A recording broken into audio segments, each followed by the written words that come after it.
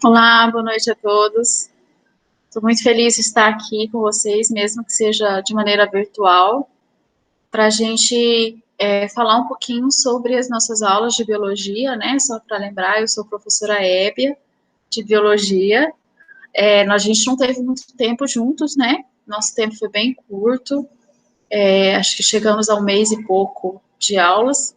Então, aos poucos, a gente ia se conhecendo e aprendendo os nomes. Então, eu até sei de alguns rostos, posso ver alguns de vocês na rua e reconhecê-los como meus alunos, mas talvez eu não lembre o nome, né? Porque não deu tempo. Mas só para a gente, espero que todos estejam bem, né? Para a gente começar, acho que a gente precisava começar falando sobre isso, né? Sobre tudo que está acontecendo, sobre essa pandemia, sobre essas incertezas, esse medo, né? Que a gente tem. Graças a Deus, eu e minha família estamos bem, não fomos afetados, nenhum amigo foi afetado por essa doença. Espero que vocês também estejam bem na casa de vocês, a família de vocês. Hoje eu estou aqui para retomar alguns conceitos e alguns conteúdos de biologia que nós iniciamos lá em fevereiro, né? Para a gente retomar. Nós falávamos sobre seres vivos, falávamos que biologia é o estudo da vida e todos os seres vivos são formados por células, né? Quando falei isso para vocês, nós começamos o estudo sobre a composição química das células, proteínas, vitaminas, água, sais minerais e outros componentes que nós estudamos.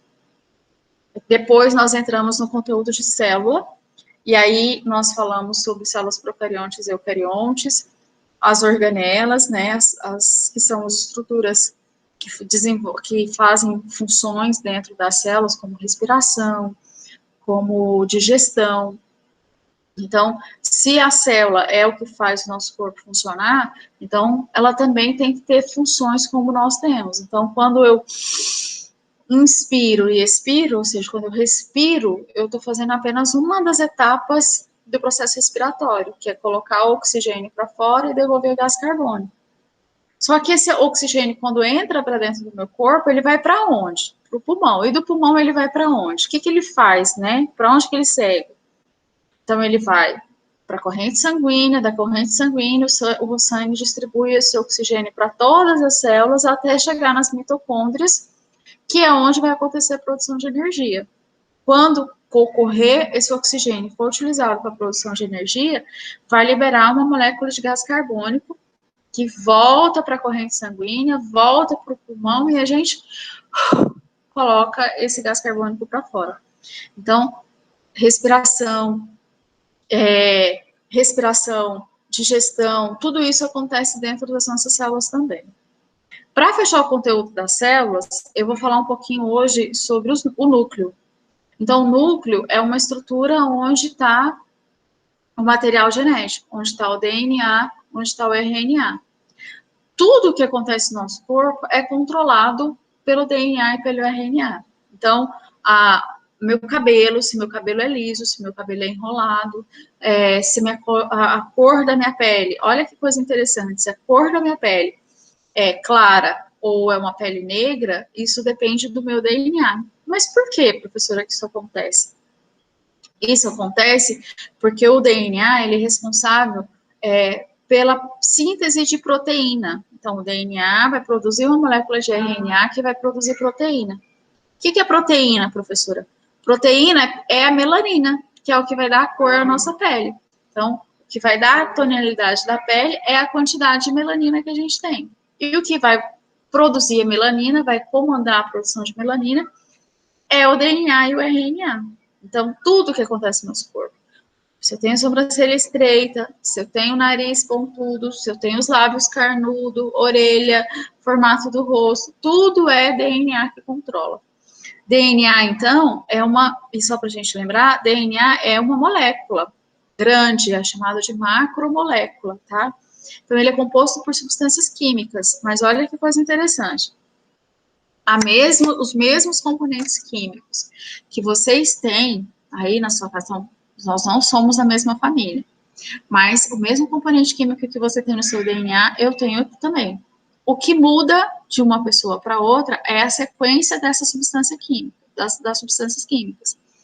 Por exemplo, 100 é composto por 2 zeros e 1, certo? 1, 0, 0.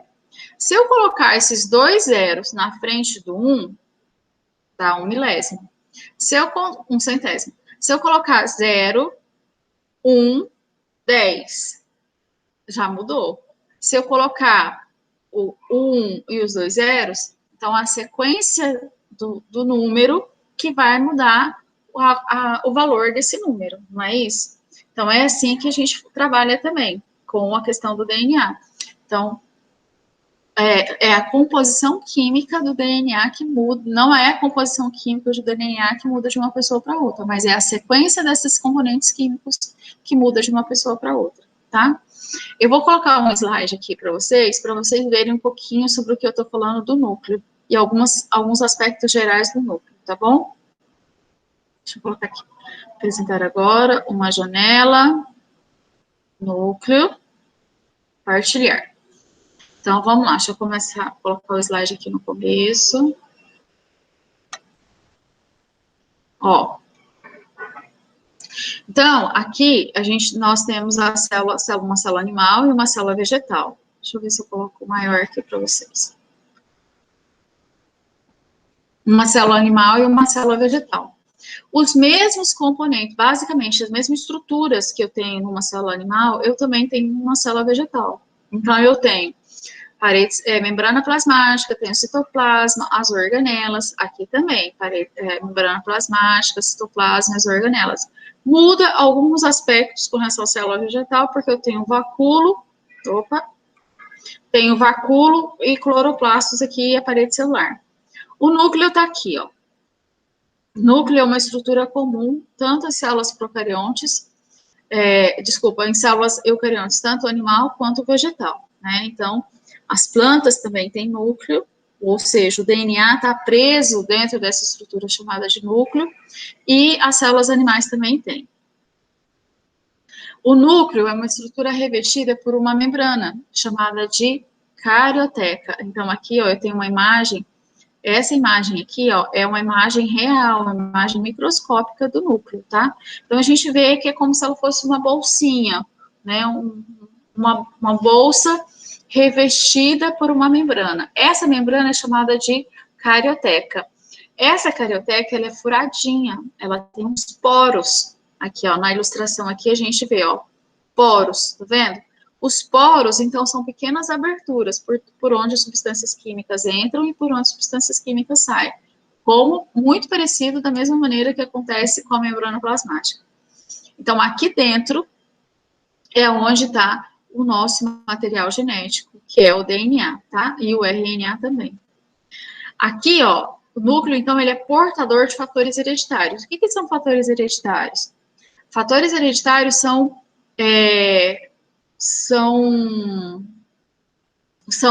os genes, ou seja, é o DNA que tem a capacidade de manifestar características físicas, chamadas de fenótipo, que é o que eu acabei de dizer. A cor dos olhos, formato, altura, todas as características físicas de uma pessoa, de uma planta, de um animal, de qualquer ser vivo é controlado pelo DNA, como eu já tinha falado para vocês. No caso das células que têm núcleo, esses fatores hereditários, então, estão dentro do núcleo, que é o DNA. E também o núcleo também é portador e controlador das atividades metabólicas, que foi o que eu já tinha falado também. O que é as atividades metabólicas? Atividade metabólica é desde a pigmentação da pele até a quantidade de insulina que você produz. Então, algumas doenças, como o diabetes,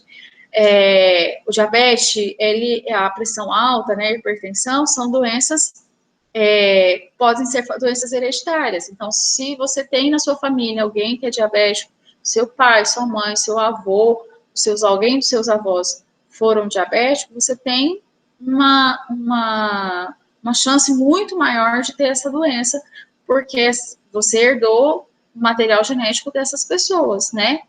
Seu pai herdou do seu avô e você herdou do seu pai. Então, você tem uma característica, uma capacidade maior de manifestar essa doença. Por isso e isso é uma doença metabólica, né? Então, o DNA, além de controlar as características físicas, mas controla também o nosso desenvolvimento metabólico. Ou seja, o funcionamento do nosso corpo também é comandado pelo DNA. Bom, o núcleo, então, ele é dividido em algumas estruturas, né? Então, se a célula estiver paradinha num dia tipo de repouso, então a gente tem o envoltório nuclear, que é chamado de carioteca, temos a cromatina, que é o filamento de DNA, e temos essa região aqui chamada de nucleolo, que é onde nós encontramos um material mais esponjoso, mais denso, tipo uma gelatina mais durinha, que é onde nós vamos encontrar o RNA, tá? Então, aqui a gente tem, tanto dentro do núcleo, a gente só vai ter essas estruturas, DNA e RNA, tá? Eu não tenho mais nenhuma outra organela, nenhuma outra estrutura dentro do núcleo. Uma coisa importante, o DNA nunca sai de dentro do núcleo, tá? Nunca. A gente não vai encontrar DNA fora do núcleo, a não ser na mitocôndria de indivíduos femininos. Depois, outro momento, eu falo isso para vocês. Ou pode até procurar, coloca aí como uma pesquisa aí sobre DNA mitocondrial, que só as fêmeas, só as mulheres herdam, né? No caso, as fêmeas têm DNA mitocondrial. Mas o DNA nunca vai sair de dentro do núcleo. Quem sai de dentro do núcleo é o RNA. Então, o RNA, ele sai de dentro do núcleo, vai lá nos ribossomos para produzir proteína. É como se o DNA fosse o grande chefe, o grande mestre, que ele não sai do trono dele. É o rei, então ele nunca sai do trono dele. Ele manda o seu súdito, que é o RNA, fazer todas as funções dentro da célula. Mas ele está lá sempre, o DNA está sempre guardadinho, tá? O núcleo das células, dentro do núcleo da célula, então a gente tem o DNA, e normalmente o DNA, ele está solto, ele está como uma fita, e é uma macromolécula, então ele fica solto, esse DNA fica desenrolado. Isso para facilitar o funcionamento dele. Então, quando ele está solto, ele consegue desenvolver melhor a sua função. Imagina um novelo de linha, né? Então, se a linha estiver enroladinha, você não consegue fazer um crochê, por exemplo, ou um bordado com a linha no novelo. Para fazer o crochê, para fazer um bordado, você tem que desenrolar a linha do novelo. É a mesma coisa que acontece com o DNA. Então, para ele funcionar, ele tem que estar solto, tá? Os filamentos têm que estar soltos. Mas esses filamentos, esse filamento ele pode se enrolar, ele pode se condensar. Olha aqui, ó, região condensada, ou seja, mais enroladinho. E aí, então, ele forma os cromossomos. Vamos ver aqui adiante, ó. Aqui a gente tem um esqueminha mais ilustradinho. Então, aqui eu tenho uma fita solta de DNA. Aqui ela vai se enrolar nessas proteínas, vai se enrolar, até formar o cromossomo. Aqui eu tenho um cromossomo grandão, ó. Se eu pegar, então, um cromossomo, pegar uma perninha dele e começar a se enrolar, eu vou ter fita de DNA. Então, todo cromossomo é um filamento de DNA. Nós temos 46 cromossomos. Isso quer dizer que nós temos 46 fitas de DNA. Uma coisa interessante, gente, uma fita de DNA, ela pode chegar até 2 metros de comprimento. Então, cada cromossomo, ele tem tamanhos diferentes, essa fita tem tamanhos diferentes, o tamanho da fita ser de tamanhos diferentes está relacionado com a quantidade de substâncias químicas que ela possui, quanto maior a quantidade de grupamentos químicos, maior o tamanho do cromossomo, maior o tamanho da fita e, consequentemente, o tamanho do cromossomo. Então, a fita, ela é grande, é uma macromolécula. E aí, então, ela se enrola em determinado momento, que é durante a divisão celular, e forma os cromossomos. Então, cada cromossomo é uma fita de DNA. Uma coisa importante, cada uma das suas células tem 46 cromossomos, tá? E esses cromossomos, eles são idênticos. A fita de DNA é idêntica. Então, se eu pego, por exemplo, a célula lá do dedão do meu pé, ou a célula da pupila do meu olho, todos têm a mesma sequência de DNA. Por isso que se pode utilizar qualquer parte, qualquer tipo de célula para extração de DNA para fazer exame de paternidade, por exemplo. Uma coisa interessante, uma curiosidade. Cabelo, gente, aqui, ó, não tem DNA, viu? Isso aqui é queratina. Isso aqui é uma, digamos, uma matéria morta, tá? Não tem célula aqui, por isso que não dói cortar unha, cortar cabelo. Só tem DNA aqui, ó, lá dentro do meu bulbo capilar. Então, tem que tirar lá da raiz para poder fazer exame de DNA, tá? Só curiosidade. Então, aqui mais uma vez, o DNA, então, ele é uma fita que se enrola e se transforma num cromossomo. Os cromossomos, então, aqui a gente tem, ó, aqui é como se fosse uma ilustração de um filamento de DNA. Quando vocês veem essa imagem aqui no livro didático ou em qualquer estudo que vocês forem fazer, esse parecendo um X, né? Parecendo, são, tá vendo? Duas hastes, uma unida com a outra. Isso aqui representa duas moléculas de DNA, representa dois cromossomos diferentes. O cromossomo é só uma. Opa! O cromossomo é só uma perninha, tá? Deixa eu aproveitar aqui, ó. Aqui, ó, nós temos 46 cromossomos, certo? São 23 pares. Então, cada um desse aqui, ó, é um cromossomo diferente. Lá naquela imagem do livro didático, eles estão bem pertinho um do outro, que dá a entender que ele parece que é um só, mas não é um só, são dois, só que eles estão bem pertinho. E eles se pareiam, eles ficam, se aproximam de acordo com a sua, similaridade, ou seja, a sua semelhança. A semelhança química entre eles, tá? Então, por exemplo, aqui nós temos 23 pares, né? Nós temos 22 que são chamados de cromossomos autossômicos, que são aqueles responsáveis pela a cor do olho, a formação dos órgãos, as características físicas, e esse último par aqui é o cromossomo sexual, é o par de cromossomo sexual. Então, aqui no caso, nós temos um XX, que é o caso de uma mulher, né? Do homem também a gente tem o mesmo número, 46, só no caso do C2X é um X e um Y, tá? Então, isso aqui, ó, isso aqui é chamado de cariótipo, ou seja, é como se eu tivesse feito a leitura dos cromossomos de uma célula. Se eu fizer de uma célula do corpo humano, eu não preciso fazer mais de nenhuma outra. Todas as outras são iguais, tá? Não tem por que fazer do olho e fazer do sangue, fazer da pele. Não, todos vão ser iguais com relação à sequência a sequência genética, a sequência dos compostos químicos que compõem cada fita. Então, cada um desses cromossomos é uma fita de DNA diferente que a gente tem no nosso corpo, tá? O que eu tinha falado para vocês sobre o cariótipo, né? Então, o cariótipo é o estudo cromossômico dos seres vivos. Então, no caso da espécie humana, nós temos 46 cromossomos, 23 pares. Então, 22 são chamados de autossômicos e o último par é chamado de cromossomo sexual, tá? O que muda de uma espécie para outra é justamente a quantidade de cromossomos que nós temos, tá? Então, o que vai diferenciar as espécies não é, como eu falei para vocês, não é a composição química do DNA.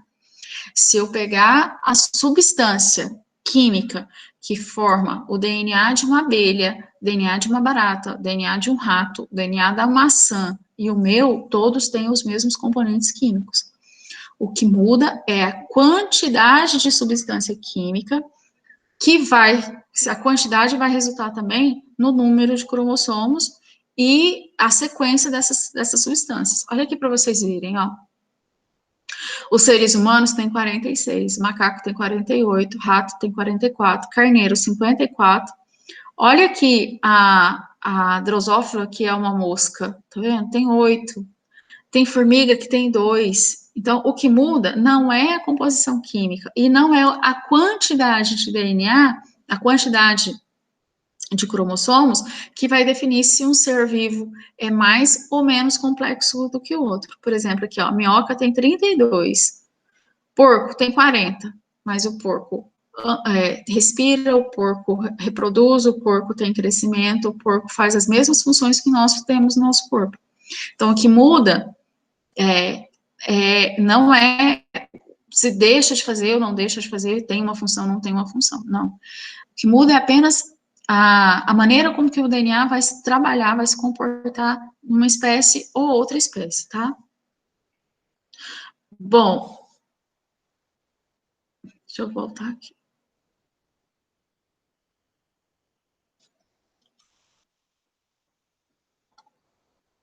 Cadê vocês?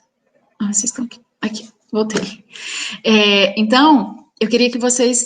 esse conteúdo parece um pouco complexo, e realmente é, então vai exigir de vocês um pouquinho mais disposição para fazer leitura, tá? Eu vou postar um capítulo do livro para vocês lerem, para vocês estudarem, e eu vou estar à disposição de vocês pelo WhatsApp, né? Eu vou marcar também uma aula para a gente tirar dúvidas, para a gente conversar um pouco mais sobre o assunto, tá bom? Mas é só para que vocês não fiquem tão sem referência do que a gente está falando. Então, núcleo é onde está o DNA, e o DNA é o que controla todas as funções do nosso corpo, ok? Espero que vocês tenham gostado. Daqui a pouco eu vou postar mais uma aulinha, vou postar um outro sobre divisão celular, para a gente falar um pouquinho sobre, dar uma continuidade no nosso conteúdo. E aí, na divisão celular, então, a gente está célula, terminamos célula, célula para formar tecido, e tecido formar órgão, órgão formar sistema, sistema formar organismo, essas células precisam se multiplicar. E o processo de multiplicação, então, é chamado de divisão celular, mitose e meiose. Ok? Beijo grande para vocês.